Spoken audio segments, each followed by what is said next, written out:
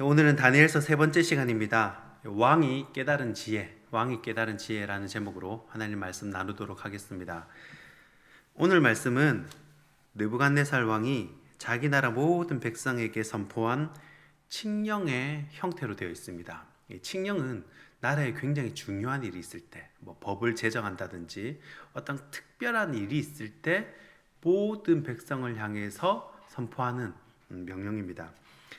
자, 앞에 3절에서는 세 친구의 사건을 통해서 하나님이 어떤 방법을 써서라도 자신의 백성을 원수들의 손에서 건지시는 것을 가르친다면, 오늘 4장은 세상에 아무리 큰 나라, 대단한 왕이라 할지라도 하나님이 자신이 온 땅을 다스리시고 또 통치하는 전능하신 전능하신 하나님이라는 사실을 세상의 통치자들에게 인식시켜 주는 장면이다라고 볼 수가 있습니다. 자, 느부갓네살 왕이 또 다른 꿈을 꿉니다. 이때도 마찬가지로 왕의 꿈을 해석할 수 있는 사람은 다니엘밖에 없습니다. 자, 느부갓네살이 광인의 모습으로 7대를 짐승처럼 살게 된다는 그런 내용인데, 결국 이 사건을 통해서 자신이 아무리 능력이 많고 권세가 대단하다 할지라도 인간사를 다스리시는 분은 이스라엘의 하나님이심을 느부갓네살 스스로가 인정할 수밖에 없도록 그렇게 만드십니다. 자, 제일 좋은 방법은 뭐냐? 바로 비천의 자리에 있어 보게 하는 겁니다. 아무리 이 세상 좋은 것 다 누리던 이 고상한 왕이라도 하나님 한 말씀이면 이 비천의 자리에 앉을 수 있고, 비천의 자리에 앉아 보면 땅에 떨어진 음식도 배가 고프니까 주워 먹게 되는 겁니다. 이 느부갓네살 스스로 내가 아무것도 아닌 이 연약한 인간임을 깨닫는 시간이 되는 것이죠. 그래서 사람은 비천에 처해 보면 내가 대단한 사람이 아니라는 것을 깨닫게 되고, 동시에 세우시고 낮추시는 분도 하나님임을 깨닫게 됩니다. 그래서 오늘은 7대를 들판에서 광인으로 지낸 이 느부갓네살의 깨달음, 이 지혜는 무엇인가 한번 살펴보고자 합니다. 첫 번째는 인사도 하나님이 하신다입니다. 오늘 본문 25절 말씀입니다. 왕이 사람에게서 쫓겨나서 들짐승과 함께 살며 소처럼 풀을 먹으며 하늘 이슬에 젖을 것이요 이와 같이 7대를 지를 것이라. 그때에 지극히 높으신 이가 사람의 나라를 다스리시며 자기의 뜻대로 그것을 누구에게든지 주시는 줄을 아시리이다. 아멘. 자, 다니엘의 해석이 이렇습니다. 느부갓네살은 누구도 못 건드리는 권세가입니다. 이런 사람을 언터처블이라고 그러죠. 우리나라 말로 갑지마오, 이 정도 되겠죠. 권세가의 최고의 왕입니다. 자, 세계 최강대국의 왕도 사람에게서 쫓겨난다는 거죠. 그래서 소처럼 풀을 먹고 또 들짐승과 함께 산다는 겁니다. 자, 광인이 되는 거죠. 그렇게 7대를 살게 된다라는 겁니다. 여기서 7대가 7일인지 7년인지는 알 수가 없습니다. 그러나 분명한 것은 이 기간이 느부갓네살 왕에게는 징계의 기간인 겁니다. 이 정도면 한때 강대국의 왕이었던 사람이 차상위 계층이 아니라 기초생활 수급자로 전락을 하는 겁니다. 차상위 계층은 외식은 못해도 집에서 밥은 먹고 삽니다. 그런데 기초생활 수급자는 누가 도와주지 않으면 생활이 안 되는 사람입니다. 느부갓네살이 그렇게 추락을 했다는 겁니다. 자, 사람들이 손가락질을 하겠죠. 느부갓네살 왕에게 감정이 좋지 않았던 사람들은 아마 박수를 칠 겁니다. 이런 수치를 왕이 당한다라는 것입니다. 자, 그런데 이런 징계, 이런 경험을 해봐야 왕의 자리가 오래 유지가 됩니다. 이 왕도 이제 오래 해먹을 수 있다는 거죠. 자, 아이러니한데, 물론 이런 비참한 경험을 안 하고 쭉 왕 노릇을 하면 좋겠죠. 그런데 왕의 자리가 길게 가지는 못합니다. 이 들판에서 먹을 곳도 없어서 풀뿌리라도 캐먹는 경험을 해봐야 그 인간에 대한 이해, 그리고 나 자신에 대한 이해가 정확하게 드러납니다. 바벨론이 자신이 아니라는 거죠. 그래서 25절 후반부에 보면 지극히 높으신 이가, 이 지극히 높으신 하나님이죠. 그분이 사람의 나라도 다스리시고 자기의 뜻대로 왕위도 허락하신다는 겁니다. 내가 내 마음대로 인사 결정할 수 있다는 거예요. 누구한테 줄 수 있다는 겁니다.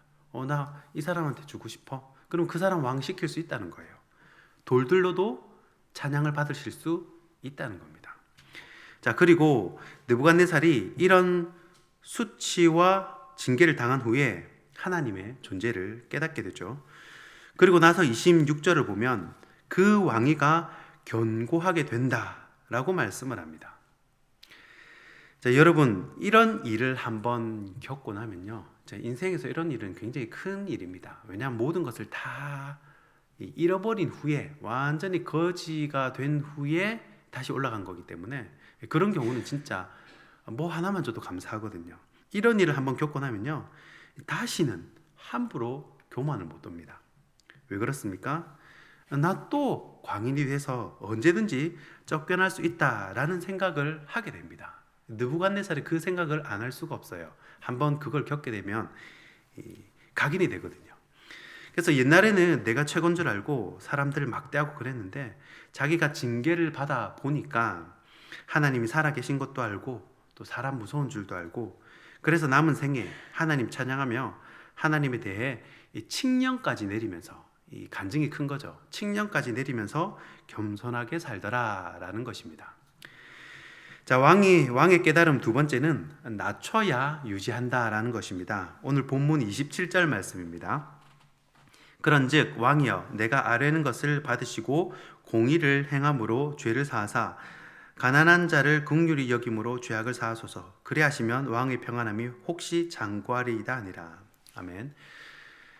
자, 다니엘이 한 발 더 나가서 왕의 자리를 오래 유지하는 방법을 느부갓네살에게 이제 알려줍니다.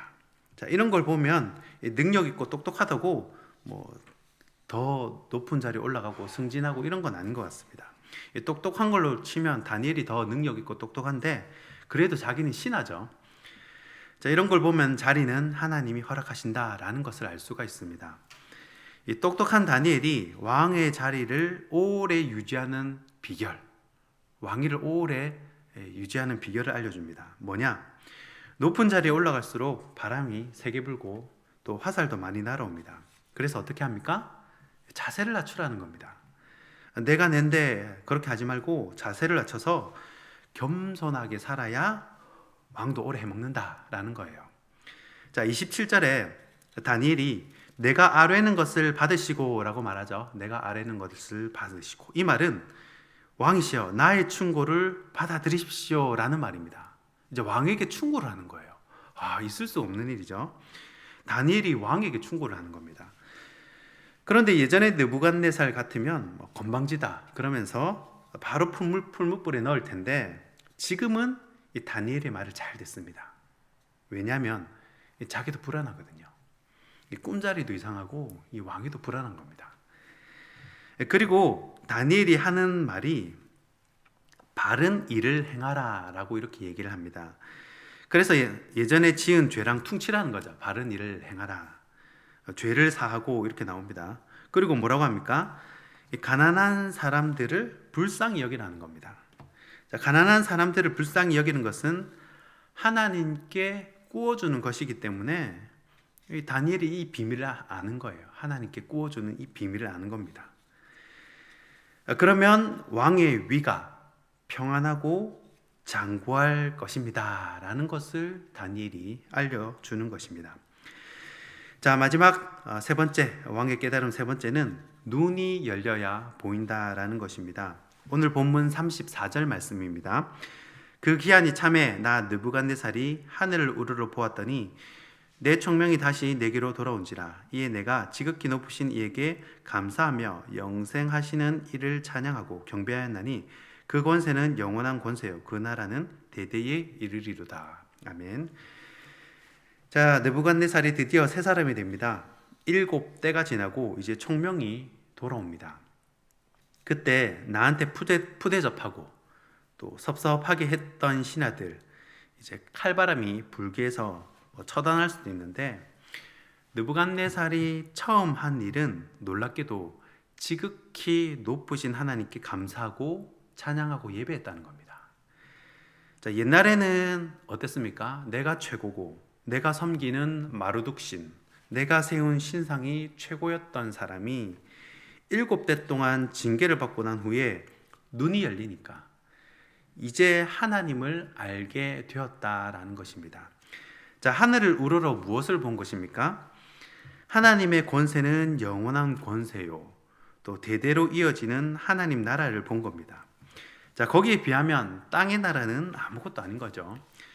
그런데 느부갓네살이 예전에는 왜 이 사실을 몰랐겠습니까? 바로 눈이 열리지 않았기 때문입니다. 하늘을 우러러 보지 않았다는 것입니다.